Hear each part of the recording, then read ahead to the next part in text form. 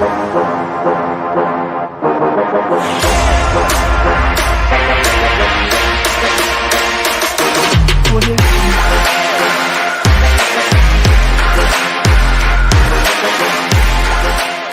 2, Nottingham Forest 0 at the City Ground, and a top class performance from Big and Postecoglou's men. It was professional. They were clinical at the right times. And I know Kulusevski gets the man of the match, and we'll talk about him. I thought Davis was absolutely superb tonight. But for me, the signing of the season for Tottenham absolutely shone through again tonight. VICARIO in goal. That save on about the 80th minute from the corner with his leg. Some will say lucky. No, you see him flick his foot out. He saw it going in. That save there may have just got Tottenham all 3 points. They were down to 10 men. A goal then with 8 minutes of normal time, 8 minutes of additional time, the crowd up, the players getting that new lease of life, that new energy. What a save. What a save from that man. And he's been, for me, look, I know some Spurs fans say Mickey van der Ven.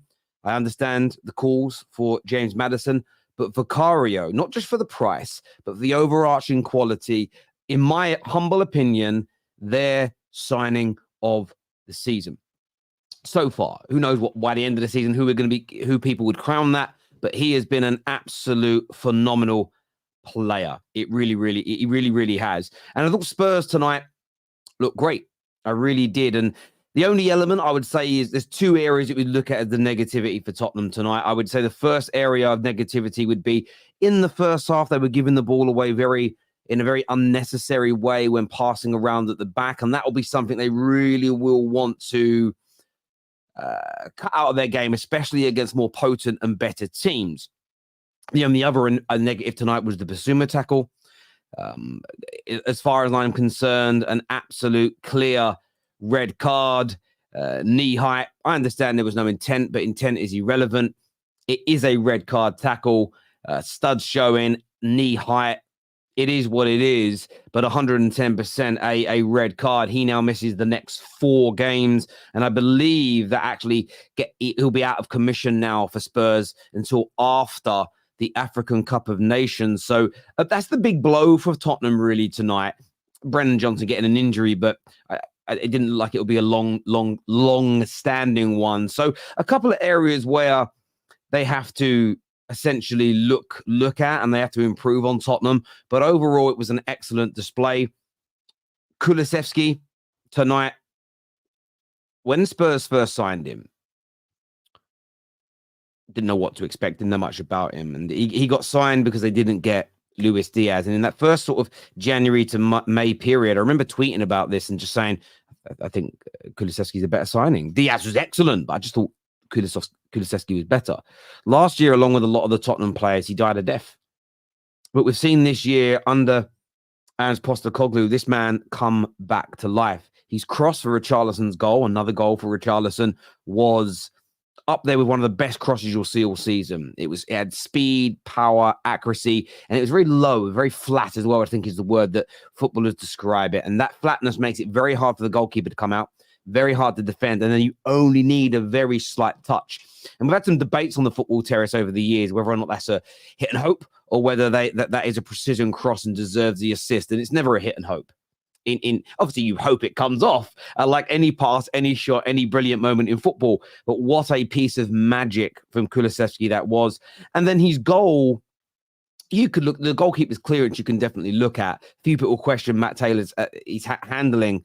That shot was hit with such venom, with such power, with such velocity. I'm not surprised to see it hit the back of the net. I thought he was great. I thought Ben Davis at the back tonight, playing in that left centre-back role, it's like he's found a new vocation this late in his career. I think that Ben Davis was excellent for Spurs.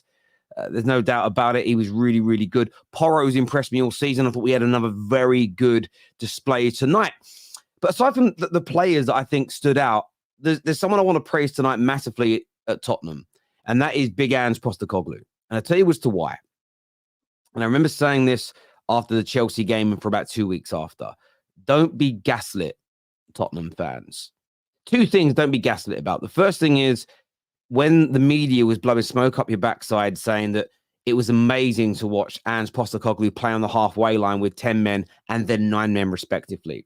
When you were playing beautiful football but not winning and it was being praised, the media said, it's fine, it's great, it's amazing, it's entertaining. You were being gaslit. How do we know this? 2 things. Postecoglou himself come out and said, excuse me, mate, if we ain't winning football matches, I don't care if the football's pretty. The damn right attitude. I loved hearing that from him. And then tonight, Basuma sent off. You didn't stand on the halfway line. You did when you were attacking, of course, because you have a high line. But when they came at you, you sat deeper. And we saw that with 11 men against Newcastle. The scary element of Postecoglou is he's learning, and he's learning quickly. Can't do that in this league. That was a mistake. This is an issue in terms of his game management, and that is getting better in real time 17 games into this season.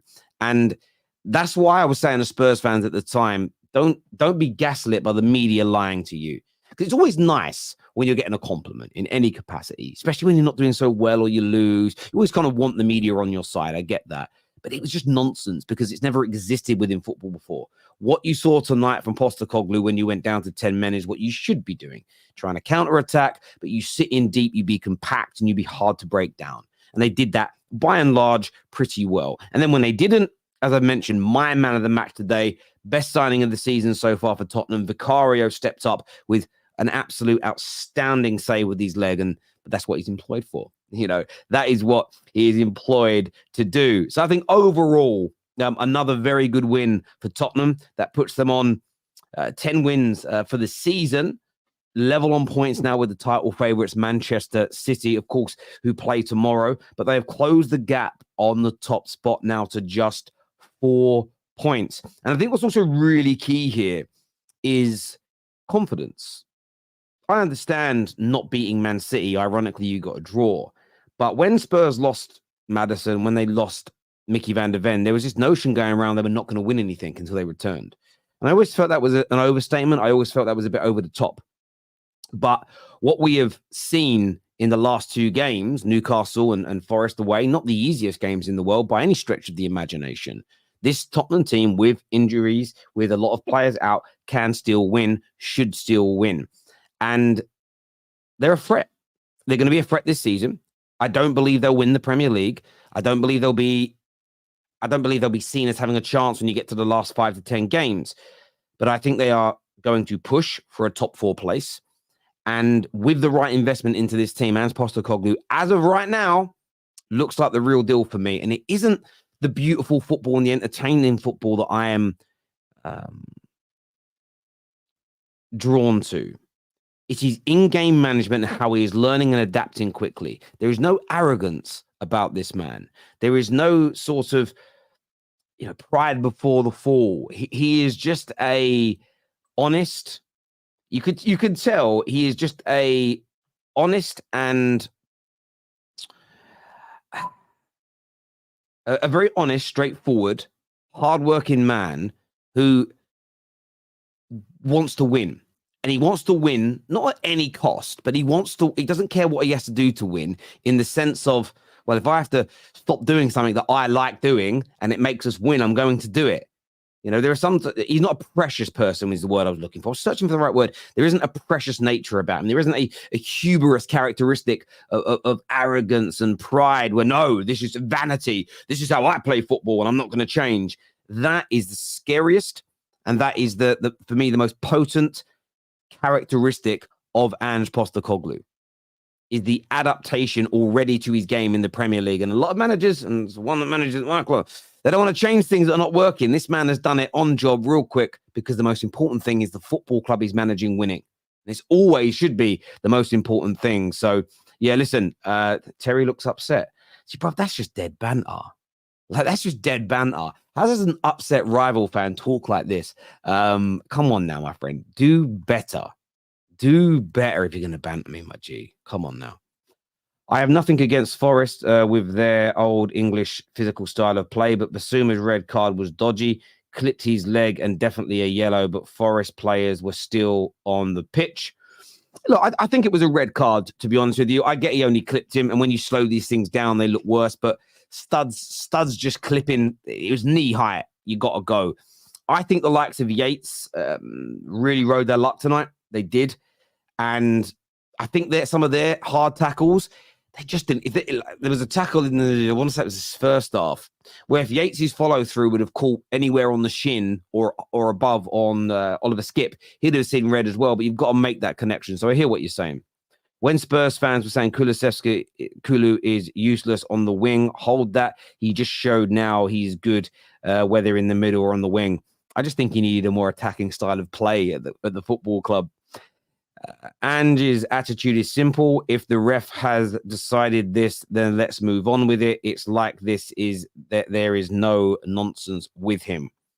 He doesn't. What I like about Ange, he doesn't want there to be an excuse. He doesn't plant seeds of doubt. I guarantee if Spurs are in the Europa League next year, I guarantee you he will not moan or complain about Thursday, Sunday football. As soon as you start complaining about it and saying it hurts my players, makes them tired, you give your players an excuse. And human beings are weird. We sometimes seek an excuse so that we don't have to do something, even subconsciously. And at the professional end of football, you only have to be 2.5%, 5%, 7.5%, 10% off, and you lose. Don't think I've ever been raging after a win before. Ref just refused to book their players until the end. Injuries are beyond a joke too. Great result, though, is what Cal has got to say here. Bringing out the panel now, people. We've got Deji on with us. We've got Jacob. We've got young Harry coming on as well to have their say. Do us a favor, though. Hit like buttons. Please subscribe. Make sure bell notifications are turned on for us as well. Welcome back to the show, gentlemen. Congratulations on the win. Deji, how pleased were you with what you saw tonight? Yeah, no, look, I was extremely pleased because let's just be real, Nottingham Forest were a bunch of barbarians, and there were times that I felt that I was watching the last of the Mohicans with the way that this team was doing their dusty challenges. But we rose to the challenge. Really, it was never going to be a pretty game. A cold Friday night over at the City Ground, and I thought the boys dug deep and they did their thing. For me, I don't think that's a sending off for Basuma. Anyone, there's such a thing as an accident. And surely when an accident happens, you've got to understand that the game is played at a quick pace. He's trying to get the ball.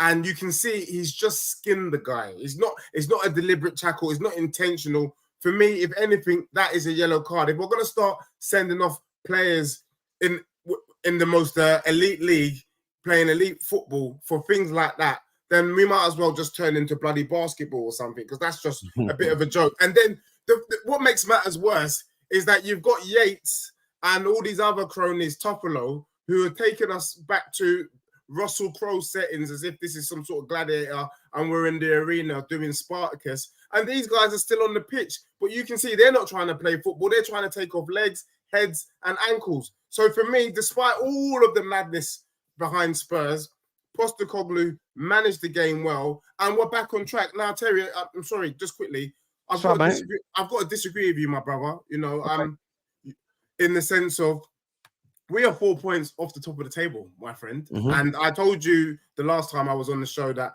Spurs need to be counted as someone who are going to be in a title challenge. And let's be real, if not for the injuries we had, we'd probably be top of the league, having played the best football in the league so far this season. So we are back, baby. Spurs fans, near and brother, far, you sound enjoy yourselves. You're starting to sound like me, my guy. Our club is back. No, what it is, I'm not saying we're going to win the league, but definitely we're in for a fight. No, we're in there. You have to respect it, because if Arsenal drop points against Brighton tomorrow, and let's say Man United do the unthinkable, mate, it's game on. Broski, I'm going to be saying the same things I was a couple of weeks ago, I swear down on my mother's life. We do that, then I'm going to be back. I hear you on that. Deji, when you say, I want to get your definition of this, and you're entitled to say whatever it is you want to say, brother. When you say in the title race, what does that mean to you? Like, I sort of look at a title race as a team that with 3 or 4 games to go is in genuine contention to win the league. You think Tottenham will be in that position, or do you define it differently, mate? No, Terry, I've got the same definition as you, mate. I think with 3 or 4 games to go, I think this season is a remarkable season, because I think 84 points will probably win the league. Okay, so we're not looking at the 90s, the 96s, 97s. But I think it will take, we will fall away probably in the last 4 or 5 games, and that suits me fine. As long as we get Champions League football, it is. And honestly, I know it's a bit premature to say, but if you look at the games that we've played, we are definitely playing saucy football. Aston Villa's playing saucy football. So please do not write my club out. Don't write Tottenham Hotspur out. I'm not saying we're winning, but even if we're there in thereabouts, last 6-7 games of the season, I'm going to take that, given that we were just happy with European football or even just playing decent football after the dusty football we've had. But as for Bissouma, he's a footballer playing at elite level. It was shameless of those Nottingham Forest fans to be diving and running around the rest like a bunch of pussies. If you can give it, then you should be able to take it. And I think Nottingham Forest let themselves and their fans down tonight. It was a disgrace. I hear you on that. We'll come to the sort of other bits and pieces later. Jacob, what did you make of the red card? Just sort of keeping it on that sort of subject that Deji's brought up. Do you agree with him that it was harsh, or can you understand why it was given? I can absolutely understand why it's given. My energy's always been the same when it comes to cards, decisions with refs, whether we agree, disagree. At the end of the day, you play cleaner, you take the ref out of the game. It's pretty much that simple for me. So I've never once, I looked at it when I saw the replay. I was like, they might send him off for that. It's very high. It's around the knee area. It's kind of where you want to protect players. So I'm really not upset with it. I'm more upset at Bissouma than I am with the decision, because now it's a 4-match ban. We don't get him till after the AFCON tournament. And he's not the only one we're going to be missing come Everton. Destiny Udogie as well picked up a yellow. I just think there's times in which disciplinary, in a disciplined sense, that we're not very well disciplined. And I don't want to take anything away from the guys. I don't want to take any part of aggression out of their game, because then I think you're really doing yourself a disservice when it comes to the likes of Romero, Udogie, Bissouma, etc. I just think it's one of those instances where you got to show him the tape and you got to say, look, this is the pressure now you were putting us under. But long form answering that question, no, I'm not upset about I'm not more upset about the ref's decision than I am about Bissouma's decision. Again, play cleaner, keep the refs out of the game. It's that simple. How about yourself, Harry? You agree with Jacob there, or are you more on the side of Deji? I'll be honest, like, I used to play a lot of football, and whenever the studs come up, it can get very dangerous, you know what I mean? So, yeah, I agree. It should have been a red, personally. I'm not upset about it. I had no emotion when I saw it. Yeah, I believe it should have been a red. Fair enough. I respect your decision, bro, but yeah, it should have been a red, to be honest. If it was a little bit worse, like the outcome was a little bit worse, everyone would be going, "Oh my God, what has he done?" Da, da, da. But there's rules in for a reason, and that's me on that, to be honest. But I'll be honest, I'm happy we got the result. I'm happy, and for once in my life, I'm just trying to stay grounded,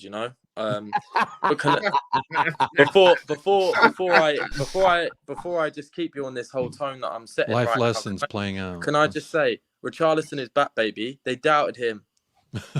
You know who didn't doubt him? God didn't doubt him, boys. I didn't doubt him either. God didn't doubt him. I never doubted him. I said last week he's back. And what am I saying now? They wanted to get rid of my boy, and he ain't going nowhere. To give him time to cook. He ain't going nowhere. He's cooking. And look who's here, Dan.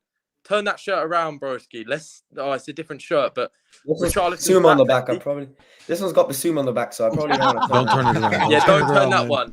Wait, go grab your Richarlison shirt, turn it round, and come back. Do you know what I mean? Mate, if Richarlison's back. You feel, Harry, that Richarlison is going to continue this goal scoring form now? You really think he's clicked into gear at Tottenham? Terry, I'll tell you what. Next, when we play Everton, after we beat him and Richarlison scores, I'm going to cook a Brazilian meal, and I'm going to show you all the food that I've cooked. For the next every game he scores, I'll cook a Brazilian meal, and I'll show you the Portuguese influence in it as well, and I'll show you, boys, because Richarlison's back. He's cooking. He's cooking. Back from where? He's doing well. Richarlison scores more goals than Jesus or Nketiah. Hey, Deji, certain strikers, certain Brazilian strikers in North London, their best ability in scoring goals. Certain Brazilian strikers in North London. So that's right. That's right. Will, Will, do you agree with what Harry's saying here? Do you think Richarlison is about to kick into another level at Tottenham, or are you still maybe a little skeptical? If the guy gets 10 goals this season, I'll be tickled pink. Let's have it right. All right. Like if that's, And I'll be calling you Pink Panther then. You can call me whatever you want if he gets 10 goals this season. Yeah, That's say all no I gotta more, say. brother. Just 10 So you're goals. saying if he gets 10 goals this season, you Yeah, if he paint gets yourself 10 in goals pink? this season, you can call me whatever you want. You got gets 7 10 more, goals. boy. You You'll can call get me 10 goals. Sally, You've got 4. Susie, it don't matter. I think it has to do with the fact that he had a whole problem on his foot. I read into this. He had like a problem with his foot, and it was a it's really growing, bad. man. Yeah, I didn't know. I didn't. It's kind I of just far saw. from your foot. Just saying. Yeah, but apparently, like it was a lot of pain, and he was playing during the pain, and Yeah, now he's got the right. surgery back. He's just come back from surgery, and he's got 3 goals in 2 games. So maybe it did have something to do with it. But no, I'm loving Richarlison, man. Three goals in 2 games. To think It's that not this guy even just. struggled. This guy it's not- struggled to score 1 last season. Yeah, I scored 2 goals, I think, in the league last season. But And the funniest thing is, I'm accused of being deluded by all these fans and all this, but well, I was 'cause you right kinda about Lo are, Celso. right? That's No, why. no. You might say that. You might say that, and I get your opinion, bro. But what I I'll say kept is the this: faith. I look, kept the look, faith. let me talk. Let me talk. Um, Certain fans who I'm not going to name in this panel, cuss Lo Celso, and then a couple of weeks later, they're saying, "Why has he come off?" She's not here today. No. I'm not naming any names, bro. Case not here to Kate. defend Why herself. are I you know what you're dissing talking about. Kiss? Why I'm are not- you I'm gonna dissing defend. I'm Let gonna me defend. talk. I'm Let gonna me defend Kate talk. here. You're I'm not gonna the defend bueno. Kate here. Thinking somebody isn't good enough long term for your club, but then in a particular game where they're playing well and they were taken off and criticizing that, those two opinions can very much can coexist at the same time, Harry. 100%. It's not. That's if you want to get Kate. Well, I'm doing this live on the air. I should do this off the. If you want to get Kate, you got to wait a bit longer. That's not the smoking gun, brother. I don't know what is yet, but that's not. No. That's gun. Terry. That's not what I was trying to say. All I was Oh. trying to say is there was certain man in about, I think it was about 3-4 weeks ago when we had the injuries, and someone brought up Lo Celso, and I was there. I was like, "Calm, say no That was more." me. Yeah, and then Lo Celso became an option. And I'm not naming any names. Certain people said that they shouldn't be in the team because they're shit or whatever they said. I believed in Lo Celso. I've always believed in Lo Celso. Do you know what I mean? And Lo Celso started to perform. Cool.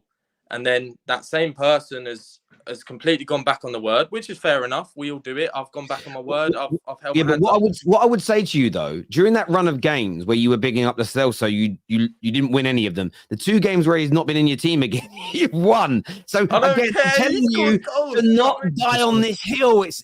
Come on, Silly, bro. This is yeah. not the hill to die on, my G. Yeah, Like, but Terry, it's not most of one. the times we conceded the goals, he was off the pitch. Like most of the times Yeah, he would come off, we were winning 1-0. so Lo Celso's key to you guys not conceding goals. Okay, I'm not going to say that. I'm not saying that. But if you're going to use it, then that's like saying Lo Celso's the key to us I'm losing trying to games. help you Terry, here. I see what you did there, Terry. That was smooth.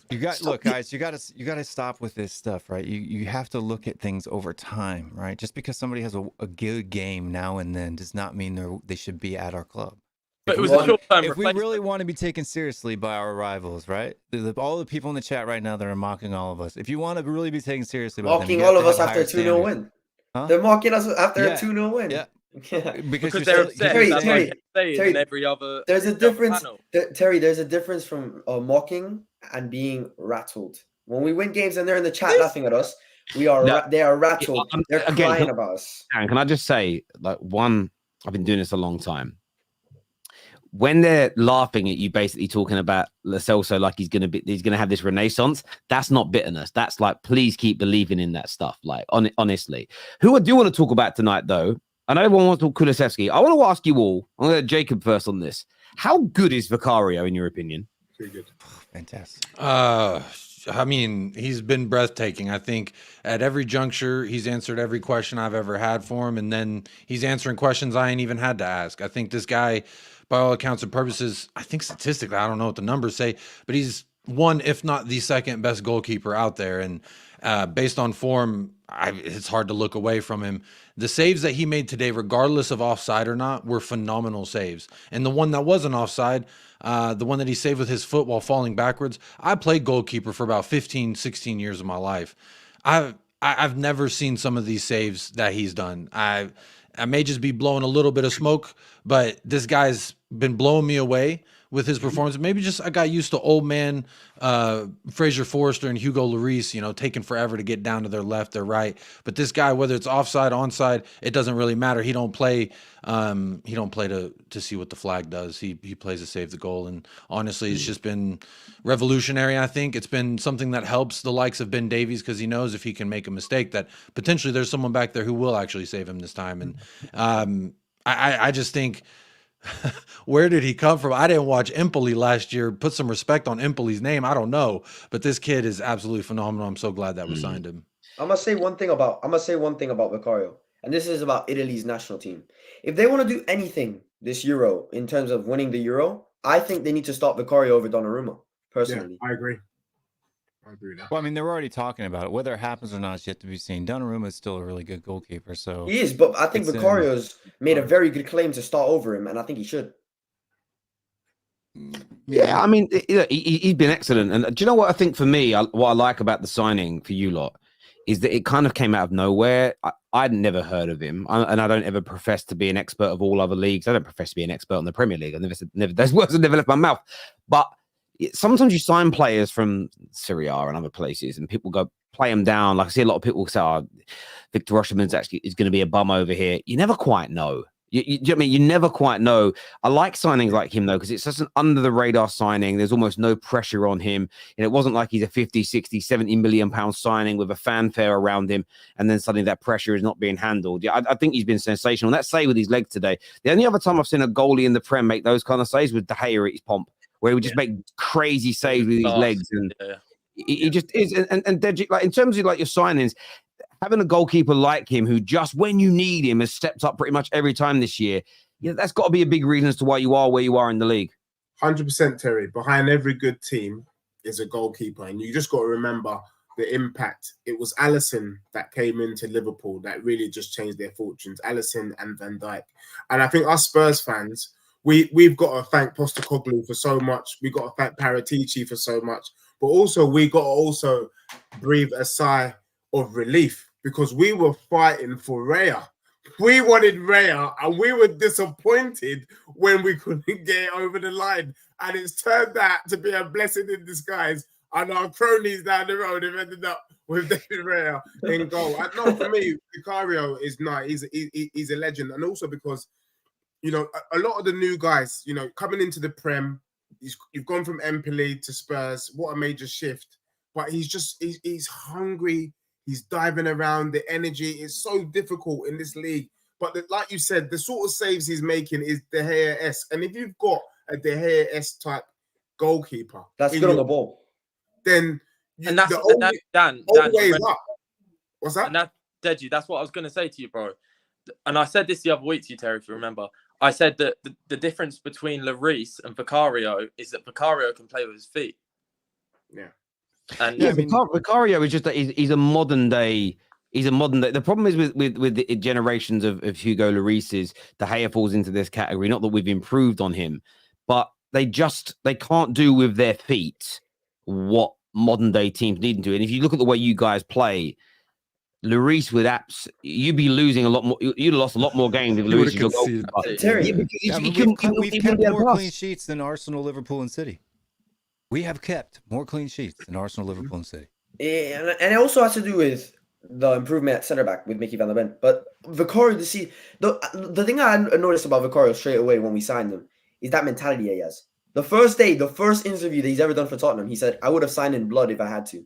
Those were the answer to his first question at Tottenham. Yeah, I remember that.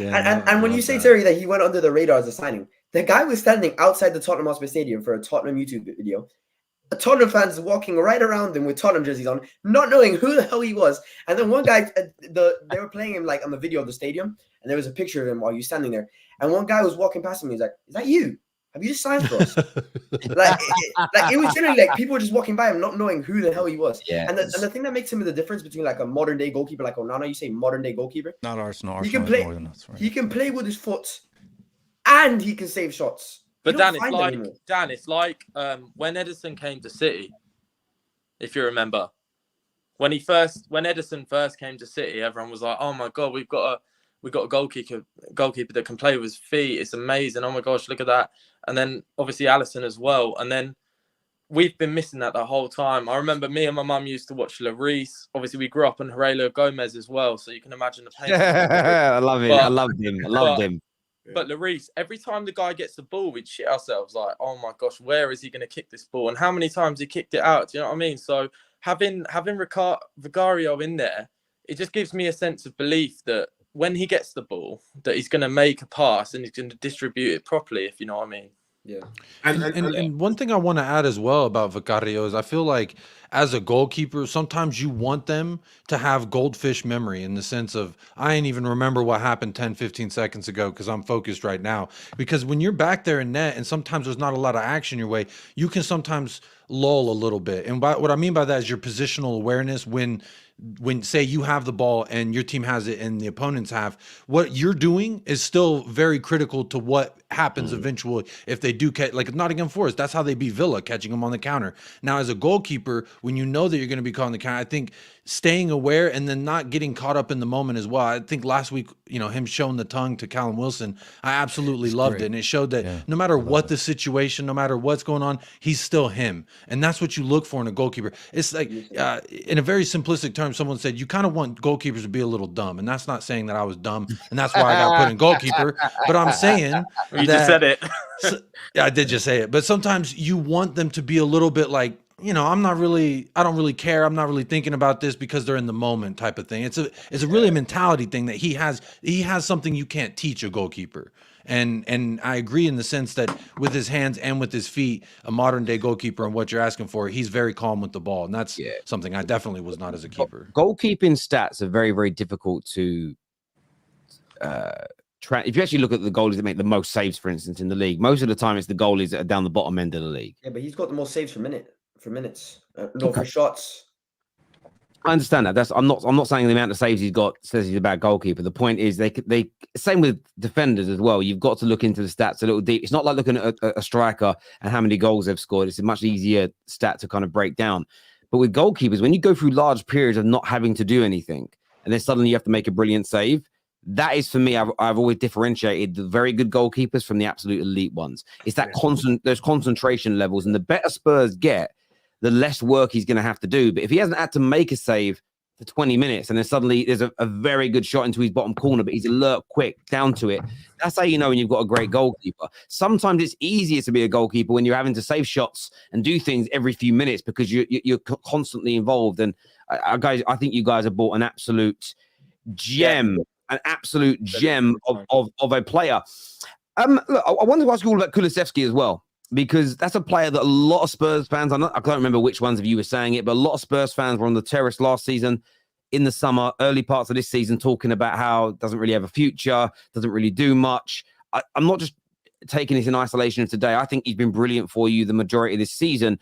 Has he changed the minds, Deji, of Spurs fans again, or is this another player that you personally sort of never sold your stock in? No, I think what more than changed the minds of Spurs fans, I think he's kind of reproducing the form that he had when he first arrived at Spurs. I think when he first arrived, he took the league by storm, and at one stage, some of us were even saying, "Look, he's up there in terms of assists and goal contributions as Saka." And then there was a fall off. Let's just be real; he fell off for a bit, and we were all scratching our heads at what the hell's going on. This season, I think what's kind of happened, maybe the circumstances has kind of been like a blessing and a curse, but I think maybe he was a little bit bored out on the right wing, because we've started to see Kulusevski come back when he had a stint playing the number 10. When he went in the middle for a bit, for a couple of games, he just started turning around, started sourcing in the middle of the park, and then you put him back out on the wing, and it's almost like he's found his mojo back, and now he's becoming the Kulusevski that we knew and we thought we had. So he always had it in him. But yes, and the Premier League is what it is. You're playing against top players week in, week out. One of the things I always say is that you've got to try something different. You can't just keep doing the same thing and expect the right results. And Kulusevski, he was becoming predictable. But what he's brought into his game in recent games is that unpredictability about him. That cross today for the first goal, normally he's holding onto the ball a lot longer than that. That was quick shift, bang, into the box, and Spurs 1-0. Those little Richarlison. little minute changes is what we needed to see, and it's brilliant. So yeah, I think he's coming back. I think he's cooking. And what I like is the fact that he's not just solely on the right. He is a legit option for the number 10 position. So even if he's struggling out on the wing in the game, we know we can bring him inside and he can do a job. No, he's a quality player, but I'm not gonna lie. I'll put my hand up. I did have doubts, but as long as you're performing and you're doing what you need to do, the doubts are miraculously disappearing. So I'm just glad to see him on form. It was. I still have doubts on him. Yeah, I think him playing on the wing is still not an option. I think for me, I would rather buy another right winger and have him be the backup to James Maddison than put him back out on the right. Because even today when he went out on the right, yeah, he ended up getting a goal late, but still he went missing for large parts of the game. Like Kulusevski's always been great off the ball, defensively, tracking back, doing all the things he does, helping out defensively. He's always really been good at that. Got an engine, can run all day. Never been a problem with that. But his decision making out on that right is still really bad. It's really slow, really bad. He takes a long time to do things, but when he's playing in the middle, he just seems more free. And I've seen young kids do that too. When you take away one side of their game, not being able to go to the right, go to your right-hand side, and that's kind of what you want to do naturally, it takes an aspect of your game away. And he's just a lot more free, a lot more dangerous playing down the middle than he is, because he can go both directions. You don't know. He's so predictable on that right that you know exactly what he's going to do.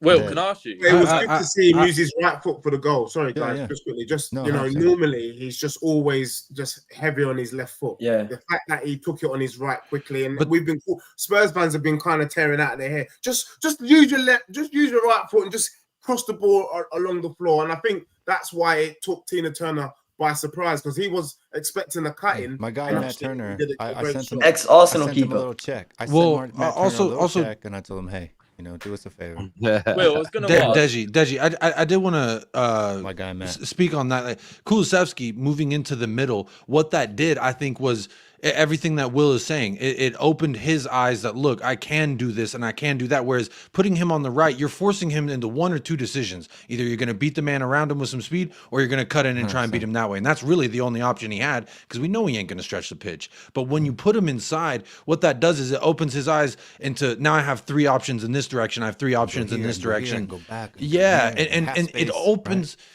It's like you opened up Kulusevski, and then now you've opened him up. You put him on the right, and watch what he did, because he was sending in crosses. I like seeing him on his left foot on the left side of the pitch, sending in a cross. He sent a beautiful cross, just didn't connect on that one. But if it had, like, I think this guy is an absolutely versatile player, and I don't see him having a future as a winger necessarily, because he has the power, but he doesn't have the pace. And I think everything he does well out there on the wing, he can do centrally. He can do those things well centrally. And it almost clears up a problem that we had in the summer, which was we didn't have a James Maddison backup. Now we're not even thinking that we need to go buy a James Maddison backup this January. We have this also. Sorry, I was going to say, Jacob and Deji, I was going to ask the comparison between him and Eriksen, okay? Because before we had the Maddison, Eriksen was our creative player. Do you know what I mean? He would play that number 10. He would play that number 10, that cam role, but it would also come a little bit into the right, like Kulu did when he was playing the number 10, and he'd have the option of Walker to be able to use his right, use his left. He'd have the space there before. Do you think that with Maddison there, that he's going to have the ability to be able to have that space or not? Yeah, that's a tough one.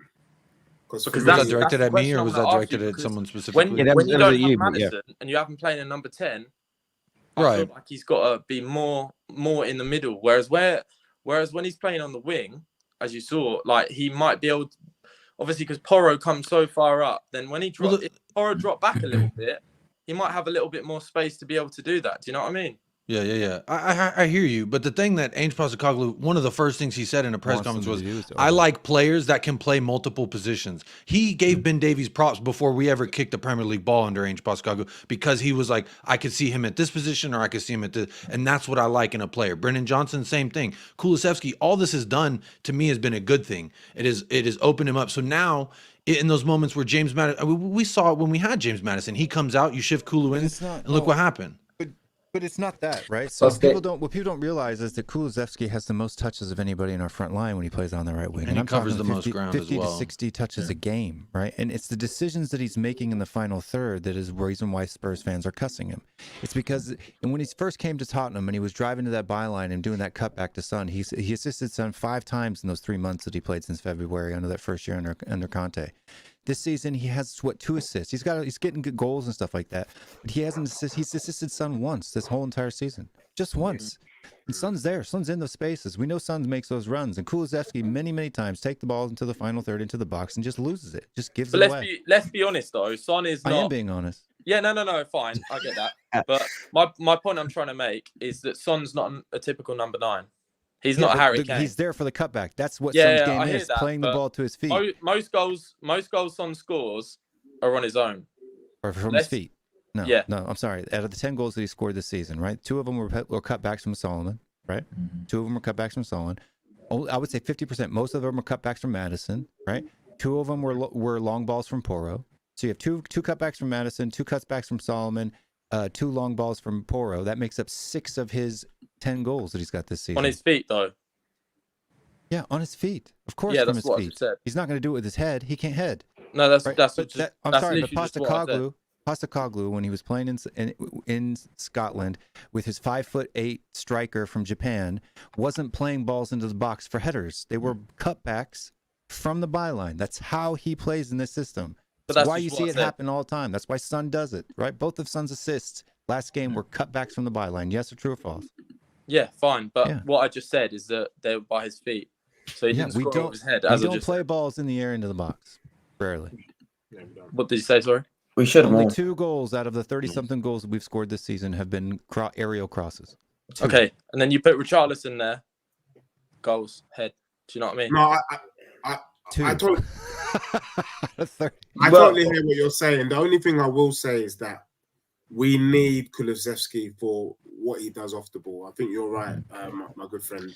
Maybe he's not getting the goal, the assists or the goal contributions, but in terms of the work rate, with the way that was set up and the system that Postecoglou's played, that's why Kulusevski doesn't come off.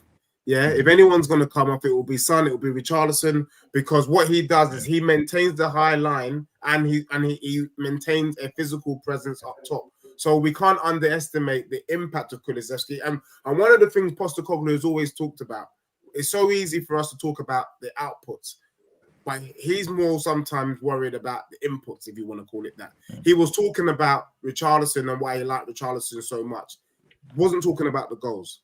Was talking about what he does off the ball, the work rate, the pressing, the hounding, the being in people's faces. And that's what Postecoglou like, and that's what Kulusevski has in trumps. He's always in your face, non-stop running. And for this system to work the way that it's working, you do need a Kuli. So that's why Kulusevski cannot be backup to Madison. He has to be on the pitch, and so does Madison. His Right, link now up. if we sign, what I'm saying is he does both. We're getting both aspects from him in the middle, right? We're getting G&A and we're getting off the ball work, right, in the middle. So but we're not getting G&A output when he plays on the right, but we are getting the output. So why not go out and try to find somebody like, say, Rafinha, for example, who can get both work rate and output on the right? Why can't we do that? Like, why do we have to sacrifice one aspect just because we're getting the other aspect when he could play in a different? Because we're going to need to rotate Madison. Madison's going to maybe get another ankle injury, and something else is going to happen. We're going to need midfielders that we can rotate, right? Kulusevski, think about it. Yeah, James Madison, he plays for 70 minutes. You bring Kulu off the bench, and he ends up scoring a goal. What's wrong with that? That's a part of a squad that will allow us to actually challenge and win titles, right? We talk about we need a squad. We can't sit there and just, oh yeah, he's not good at G&A on the right, but because he works off the ball, we got to play him out there. No, we need to find somebody who can do both aspects on the right. Well, I would also think that we need different setups for different opponents as well. Like when we face a Nottingham Forest that's going to sit back, what kind of winger do we want to break that down? I think it's best to have options, right? When you look at any one of the most successful teams, they have options for different, however you want to set up, they have a player for that. You know what I mean? Or a certain style with players that they want to set up for. And I think Kulusevski, I mean, I don't know. I'm not going to claim to know when he is best utilized as a winger versus when he's best utilized centrally. But I can tell you from a fan perspective, I much more enjoy watching Kulusevski playing free in the middle, whether he wants to drift right, whether he wants to drift left. That's purely up to him. Because he has such a high football IQ that I think just let him play. And that's what Ainge lets players do. And that's why I think you just kind of seen him open up. And I don't necessarily prefer him as a winger because I like my wingers more of a Brennan Johnson type where they can get in behind and they actually threaten vertically the back line. I like that personally, but I think Postecoglou likes different strokes for different opponents, and hey, whatever works is going to work, and I trust the man. So that's Plus, his system is quite flexible. I mean, you saw tonight as well. Obviously, Kulu started in the center, but he was drifting out to the left. He was drifting out to the right, and you know those sort of the three players there, just behind Richarlison, they are always switching and drifting into each other's positions, and that's the flexibility with the fullback, with the people like Udogi and Porro pushing up as well. So, but I think, when everyone's fit, I still think that Ange prefers Kulu to be on the right, and obviously Maddison will be in the center. But Maddison is really brilliant as well at doing the link-up play. So even when he has a poor game where maybe he doesn't get the balls into the box or he's not beating players, he's still that kind of link-up play where he's starting attacks. He's starting, literally from midfield. Especially his link-up play with Porro on the right has really come on this season. And when we're attacking, when we're getting chance after chance, I think that's he still brings so much to the table. I think he's gotten so much better. Last season, I think it might be a combination of like when he first came, obviously at Christmas, I think obviously nobody knew him, and he did. I think he really, for me, he was one of the best signings of that January transfer window. Him and Bentancur just. You think he pretty much got us top four, like that signing? Yeah, and exactly both of them. Whereas last season, obviously, people found them out a little bit, and so they were always either doubling up on him or Son, and that's why it's no surprise that both him and Son had a pretty, by their own standards, by their own very high standards, in my opinion, had a really poor season last season. Obviously, combined with Conte's negative football, but whereas this season I think Ange is getting that balance in the attack, but what really frustrates me, I mean tonight as well, before he went off, Brendan Johnson, who started on the right, he's really great at getting past people, but his final ball is just awful. His decision making is awful so far, and that's what really frustrates me. But hopefully that's something that will come on and they'll work on, and as we get the players and the quality back again, I think, going forward, hopefully, as long as, those players stay injury free, I think you'll see us get even stronger and stronger. But obviously, if you think of we've got Manor Solomon to come back, we've got Brendan Johnson to come back, and both of those players can play both on the right wing and the left wing. So I think that's why, to answer Deji a little bit, I think that's why I think we've got a lot of players. It's just that a lot of them are injured at the moment. So obviously I'd love us to go and get Paulinho, but I wouldn't hold my breath because we do have so many players who can play both wings. And they're just waiting for him to come back. I hear you, bro. Jerome's back with us again. He says instead of trying to swap Sancho for Rafinha, just sell him to us and let him cook. Yeah, I don't want Sancho going to an English club because I know he's going to do. By the way, I think a lot of our players could leave and do well at other clubs, and it will happen, and then we'll feel bad again. So no thanks. Kenny here says Spurs don't have more clean sheets than Arsenal. In fairness, look, I corrected that actually when I did it, and it's because you guys had a few under Ramsdale, and I was looking at the goalkeepers when I saw that. So Vicario has more clean sheets than Raya, but Arsenal do have one more clean sheet than us. That's correct. Very, very good. I do want to ask you all again because I know that Deji has already kind of brought it up. I want to ask you this question, young Daniel. He still thinks you're in this title race. Do you agree?